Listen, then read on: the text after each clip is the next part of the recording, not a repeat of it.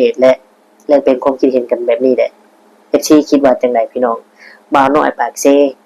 จะถูกจับหรือบ่เนาะหรือว่าจะลอยนวลอยู่แบบนี้หรือว่าจังไดเจ้าหน้าที่เพิ่นดำเนินการอยู่บ่หรือว่าบ่ได้เฮ็ดหยังเนาะฝากถึงเจ้าหน้าที่ลาวเนาะเฮ็ดให้ได้เนาะคนทำผิดคนบ่ดีเฮ็ดให้ได้และอย่าทำให้ความหวังของทางทีมงานบ่าวโบที่สละเสียเวลาในเรื่องนี้และทั้งน้องเดียผู้ที่ถูกบ่าวน้อยช่อโกงเนาะขอให้เฮ็ดให้ได้และเพื่อเป็นเยี่ยงอย่างเพื่อเป็นตัวอย่างให้สังคมและให้ทุกคนยูทูบเบอร์ที่กำลังเฮ็ดอยู่ผู้ที่เป็นผู้ที่มีประสบการณ์เฮ็ดเกี่ยวกับ YouTube อีเมลอะไรต่างๆเนี่ยอาจสิคิดได้ว่ามันมีกรณีเนี่ยเป็นตัวอย่างแล้วอย่างเช่นบ่าวน้อยปากเซเนี่ยดูคำปันสุขคนสู่ชีวิตผ่านมรสุมท้องทับลงในใจเจอเรื่องร้ายทำให้เหลือเรี่ยวแรงแต่หัวใจยังไม่แพ้ไม่เคยสิ้นแสงยังคงแกร่งกับทักทายสบายดีและสวัสดี FC พ่อแม่พี่น้องหมู่เพื่อนเบ้อทุกคนทุกท่านบ่ว่าสิเป็นฝั่งไทยฝั่งลาวหรือว่าต่างประเทศก็ยินดีต้อนรับเข้าสู่ช่อง YouTube ตู้คำปันสุขเด้อพี่น้องเนาะเอาพี่น้องมาเจอพ่อตู้คำมื้อนี้เนาะคือเก่าคือเดิมเพิ่มเติมคือคิดฮอดคิดถึง FC มากขึ้นเนาะพี่น้องเนาะเอาประเด็นมื้อนี้พี่น้องเนาะคือเก่าคือเดิมติดตามกันอยู่ตลอดเนาะพี่น้องเนาะเรื่องบ่าวน้อยปากเซพี่น้องซึ่งทุกคนและหลายๆ FC ที่ว่าให้ความสนใจและอยากรู้ว่าบ่าวน้อยปากเซเนี่ยเพิ่นสิออกมาชี้แจงแบบใดหรือว่าทำผิดแบบใดเนาะสำหรับ FC เนาะ FC ก็มี FC คอมเมนต์อยู่ว่าเนาะถ้าว่ามันบ่แม่นเรื่องจริงหรือว่าทางทีมงานบ่าวโบใส่ร้ายหรือว่าแกล้งเนี่ยตามที่เบิ่งกิริยามารยาทของบ่าวน้อยปากเซเนี่ยจังได๋ก็ให้ออกมาตอบโต้มากกว่านี้ถ้าว่าเราบ่เฮ็ดผิดอีหลีหั่นใดพี่น้องอันนี้เราเฮ็ดผิดอีหลีเนาะและล่าสุดพี่น้องรู้สึกว่าบ่าวน้อยปากเซเนี่ยไปหาอยู่ตามเขาเนาะตามเขาตามป่าพี่น้องลบหนีไปลี่หรือว่าจังได๋เนาะส่วนสื่อลาวที่ออกมาประกาศนั้นเป็นข่าวจริงหรือว่าจังได๋เนาะพี่น้องเนาะคือว่าประกาศจับแล้วแต่ก็ยังเห็นเรายังลงคลิปและถ่ายอยู่บนภูเขาและล่าสุดบ่กี่ชั่วโมงนี่นะพี่น้องไปถ่ายเรือพี่น้องไปถ่ายเรือคนอื่นไหนแทนสิไปติดจักติดอีหยังเขาอีกแต่พี่น้องแต่ว่าเขาล็อกไว้เนาะ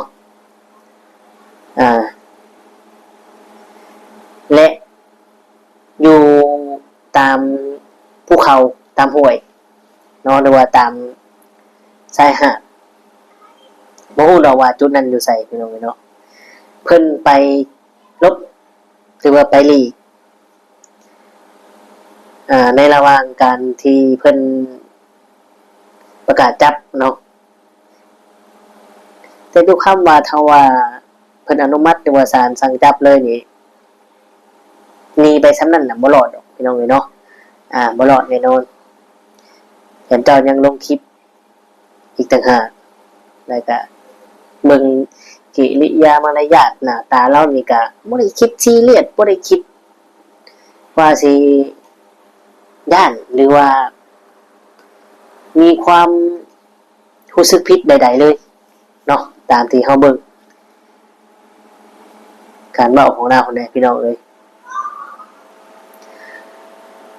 หลายคนก็โอ้ยเนาะเป็นจั่งใดเนาะตำรวจลาวสิจับได้บ่หรือว่าต้องใช้เงินบ่ถึงสิจับได้แต่ทางไทยเนี่ยข้ามมานี่บ่ได้แน่นอนตม.จัดการเลยตั้งแต่อยู่ด่านข้ามมาพุ่นแหละพี่น้องเอ้ยถ้าว่ามีหมายจับได้ถือว่าเป็นบุคคลที่บ่ดีและเป็นคนที่มีคดีและเราเนี่ยจิตใจเราเนี่ยโอ้พี่น้องเนาะบ่มีความรู้สึกผิดหยังเลยอย่างน้อยก็ออกมาชี้แจงออกมาคุยออกมาลมกับหมู่กับเพื่อนเนาะว่าสิ่งที่ตัวทำน่ะมันมีเหตุผลอีหยังจุดประสงค์อีหยังถึงทำแบบนี้เนาะแต่ว่าทั้ง FC หรือว่าเฮาหรือตู้ค้ำหรือไผเนี่ยก็ฮู้ว่าเราจุดประสงค์เราอีหยังก็คือเราอยากได้เงินและกลายเป็นคดีฉ้อโกงเพิ่นว่าพี่น้องเอ้ยเนาะเราสังเกตตั้งแต่เราโทรหาน้องเดียแล้วเนาะพี่น้องเราโทรหาน้องเดียแล้วว่าขอคืนเงินและจะเข้าไปเยี่ยมต้อนรับเลยเด้อเนาะที่ว่าเฮาติดตามน้องเดียนะแต่น้องเดียก็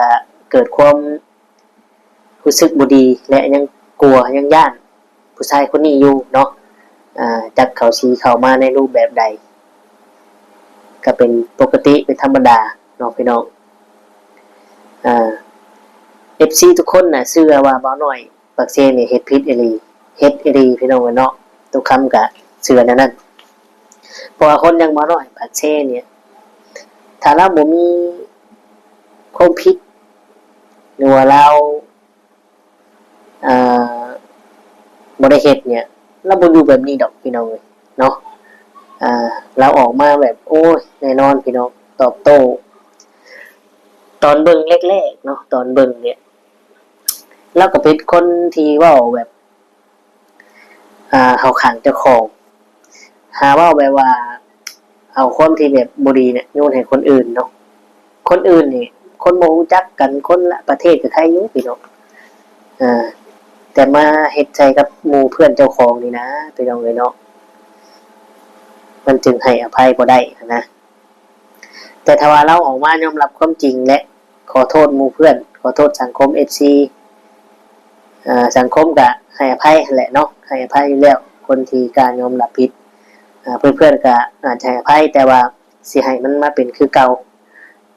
มันบ่คือเก่าอยู่แล้วพี่น้องเอ้ยเนาะบ่คือเก่าเหมือนแก้วมันร้าวนั่นแหละพี่น้องมันก็ยังเป็นแก้วอยู่แต่ใช่มันมาเป็นบ่มีห้อยร้าวคือเก่ามันก็บ่ได้มีแต่สิแตกเนาะพี่น้องเนาะสำหรับเรื่องบ่น้อยปักเซเห็นได้ทุกครั้งก็จะคอยอัปเดตแล้วก็ลงไปแบบนี้แหละจนกว่าทางบ่น้อยเนี่ยจะรู้สึกผิดพี่น้องเอ้ยเนาะบ่แม่นว่าแต่ทุกคำนะ FC คือกันFC ก็คือกันรอรุ่นติดตามอยู่คือกันเนาะเดี๋ยวทุกคำจะพาไปเบิ่งคลิปเพิ่นเนาะบอกกี่ชั่วโมงเพิ่นลงไปเบิ่งกิริยามารยาทการเว้าการจาของเพิ่น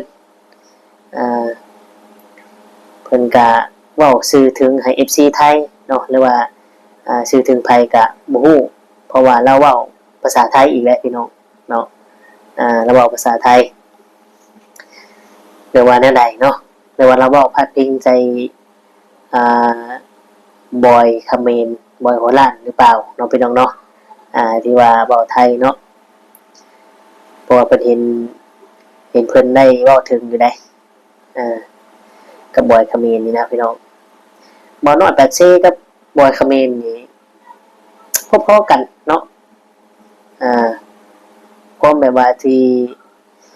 บ่ยอมรับความจริงความที่แบบว่ากวนหรือเว้า ให้กันนะและล่าสุดทุกคำเห็นคลิปหนึ่งพี่น้องเดี๋ยวจะพา FC ไปเบิ่งไว้คลิปหน้าเนาะที่บอยคาเมนออกมาเว้าฮอดประเทศลาวแล้วพี่น้องบ้านเอาประเทศลาวมาเว้าได้บ้านนี้ได้ผู้ดีไปเบิดเสือกไปเบิดทุกอย่างพี่น้องเนาะ ก็เห็นน้อยนึงแต่ว่า FC พี่น้องคนไทยเฮานี่แหละออกมาเว้าให้มาเว้าแทนไปเสือกเขาอีกแล้วเพิ่นว่าเนาะตั้งแต่อันก๋วยเตี๋ยวได้เพิ่นว่าเนาะตั้งแต่ก๋วยเตี๋ยวอาหารรูได้เพิ่นว่าเนาะพี่น้องอันนี้สำหรับบอยคอมเมนต์บอยหัวล้านพอๆกันเลยหน้าตากับบ่าวน้อยปากเซเนาะเบิ่งแววตานี่เป็นคนบ่จริงใจเนาะทางบ่าวน้อยปากเซนี่บ่จริงใจเลยเห็นอยู่พฤติกรรมที่ทำอยู่เนาะพี่น้องเนาะเฮ็ดกับหมู่กับพวกเอา FC ทุกคน FC ของทุกค่ำหรือ FC ทั้งมาโบทีมงานมาโบเข้ามารับชมอยู่กับที่เจอว่าติดตามแล้วก็รุ่นกันต่อไปจุดจบของบ่าวน้อยปากเซสิเป็นแนวใดเนาะทั้งนี้ทั้งนั้นน่ะ FC เพิ่นยังฮู้กันหมดนั่นล่ะเนาะว่าบ่าวน้อยปากเซเป็นแนวใดแต่ก่อนนี่โอ้พี่น้องบ่าวน้อยปากเซคนติดตามเรานี่ก็มีแต่ FC ไทยได้สนับสนุนเราได้ก็ได้ยินแต่โดนเลยคิดเบิ่งพี่น้องขนาดประเทศเจ้าของเนี่ยบ่น้อยยังเอามาเว้ามาวิพากษ์วิจารณ์ในไปทางที่แบบนั่นเลยพี่น้องเลยตอนเพิ่นลงมาอยู่ไทยน่ะตอนที่เกิดกระแสดราม่าช่วงนึงนะเว้าให้ประเทศเจ้าของพี่น้องเนาะทั้งที่เป็นคนลาวสัญชาติลาวเลือดเนื้อเชื้อไขลาวแหละพี่น้องเลยแต่สำหรับทุกคำเนี่ยประเทศลาวเพิ่นก็บริหารแบบระบบของเพิ่นเนาะความเจริญก็คือเห็นกันนั่นละประเทศไทยเพิ่นเจริญเพิ่นบริหารเพิ่นมีความเจริญก้าวหน้าเฮาก็ดีใจนำแห่งสนับสนุนเนาะคนดีเพราะหยังเพราะว่าเฮาก็ซ้ำพี่น้องคนหนึ่งเป็นญาติของไทยคนหนึ่งเช่นกันเนาะเพราะฉะนั้นแล้วเวลาไทยเจอปัญหาคนลาวเขาก็คิด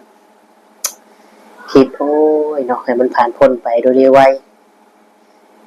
เวลาลาวมีปัญหาน้ำท่วมก็เห็นกันชัดเจนอยู่แล้วไทยลาวนี่เป็นซวยกันเนาะแต่ว่าเบาน้อยปากเซเนี่ยจะเป็นคนแนวใดพี่น้องจะเป็นคนทางใดเนาะมาอยู่ไทยมันเบาให้ลาวมาอยู่ลาวก็บอกถึงไทยเนาะคนแบบนี้เนี่ยเห็นแก่โตแห้งพี่น้องเนาะทางบ่น้อยปากเซเอาพี่น้อง FC ทุกคำก็จะค่อยอัปเดตและเป็นความคิดเห็นกันแบบนี้แหละ FC คิดว่าจังไดพี่น้องบ่าวน้อยปากเซจะถูกจับหรือบ่เนาะหรือว่าจะลอยนวลอยู่แบบนี้หรือว่าจังไดเจ้าหน้าที่เพิ่นดำเนินการอยู่บ่หรือว่าบ่ได้เฮ็ดหยังเนาะฝากถึงเจ้าหน้าที่ลาวเนาะเฮ็ดให้ได้เนาะคนทำผิดคนบ่ดีเฮ็ดให้ได้และอย่าทำให้ความหวังของทางทีมงานบ่าวโบที่สละเสียเวลา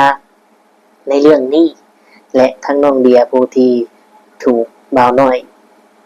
ช่อโกงเนาะขอให้เฮ็ดให้ได้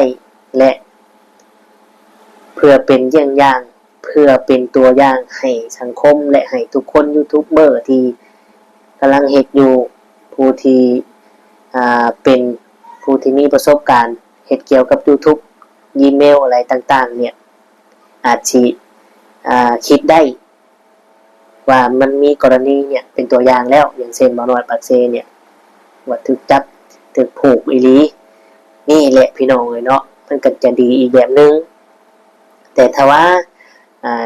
บ่มีหยังเกิดขึ้นยังลอยนวลคือเก่าก็โอ้พี่น้องเอ้ยตัวคำเชื่อเลยว่าหลายคนนี่บ่ย้านแน่นอนแต่ทุกคนน่ะเหนือกฎหมายบ่ได้ดอกบ่มีไผเหนือกฎหมายได้เนาะพี่น้องเนาะตัวคำเชื่อนี่มันได้เอาประมาณนี้ไปเบิ่งไปชมคลิปนํกันจักหน่อยนึงเนาะบ่าวน้อยปากเซหนีไปอยู่เขาอีหลีบ่หรือว่าไปอีหยังเนาะไปเบิ่งไปชมนํกันเลยมื้อนี้เห็นเพิ่นลงเรือมื้อนี้เนาะเอาพี่น้องลืมก่อนไปก็ฝากกดไลค์กดแชร์กดติดตามกด Subscribe ทุกคำเลยเพื่อเป็นกำลังใจทุกคำเฮ็ดคลิปต่อๆไปเนาะสำหรับคลิปนี้จะเป็นยังไงไปเบิ่งไปชมนํกันไปทำสวนก็คือคนที่มีเงินนะคนที่มีฐานะนะครับใครที่ไม่มีเงินซื้อเรือจักรก็จะใช้เรือพายนะครับใช้ไม้พายเอานะวันนี้เราไม่ได้เอาไม้พายลงมาเพราะว่าเราไม่ได้ข้ามนะครับเรามาถ่ายคลิปเฉยๆนะวิถีชีวิต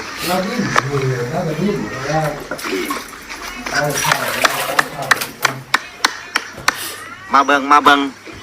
จะพามาดูสวนยางพารากว่าจะเก็บเกี่ยวได้ไม่ใช่เรื่องง่ายนะทุกคนต้องใช้เรือนี่อันนี้คือเรือนะครับเราต้องไปเก็บยางอยู่ฟากโน้นทุกคนเห็นต้นยางไหมซูมดูต้นยางเนี่ยเราต้องไปเก็บยางอยู่ฟากโน้นแล้วก็ข้ามมาขายอยู่ฟากนี้นะครับทุกคนอันนี้คือเรือเป็นเรือเขาเรียกว่าเรือพาย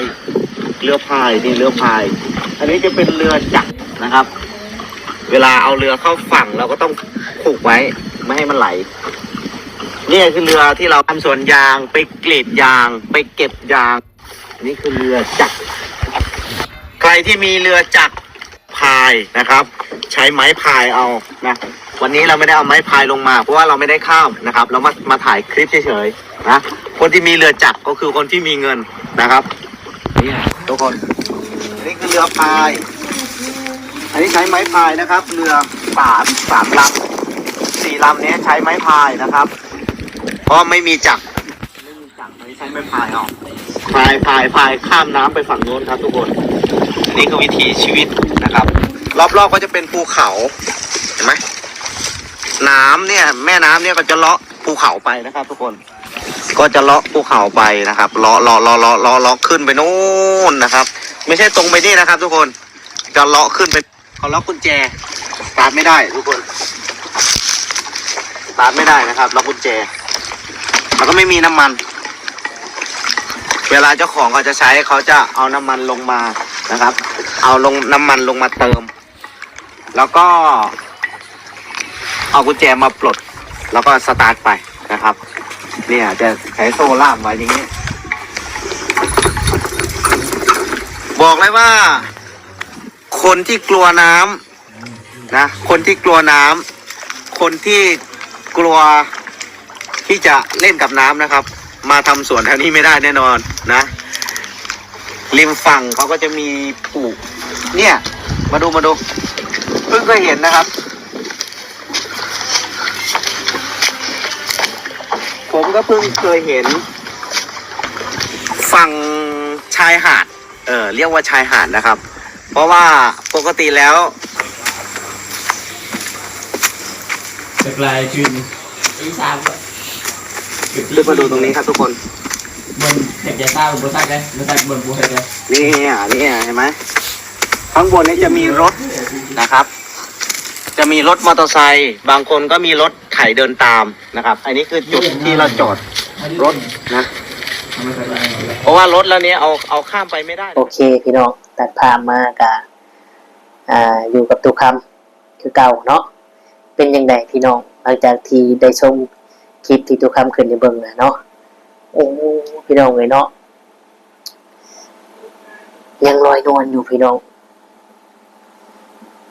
ยังบ่ได้มีกิริยาท่าทางที่แบบว่าสำนึกผิดอีหยังเลยเนาะยังถ่ายยังเฮ็ดคลิปเฉยแถมเรือที่ไปรีวิวนั่นก็บ่แม่นเรือเพิ่นใดพี่น้องเรือคนอื่น ถมสิไปฮื้อผ้าฮื้อเบิ่งเครื่องจักรเขาสิไปติดอีกได้เพิ่นน่ะโอ้พี่น้องเอ้ยเนาะนี่แหละคือบ่น้อยปากเซ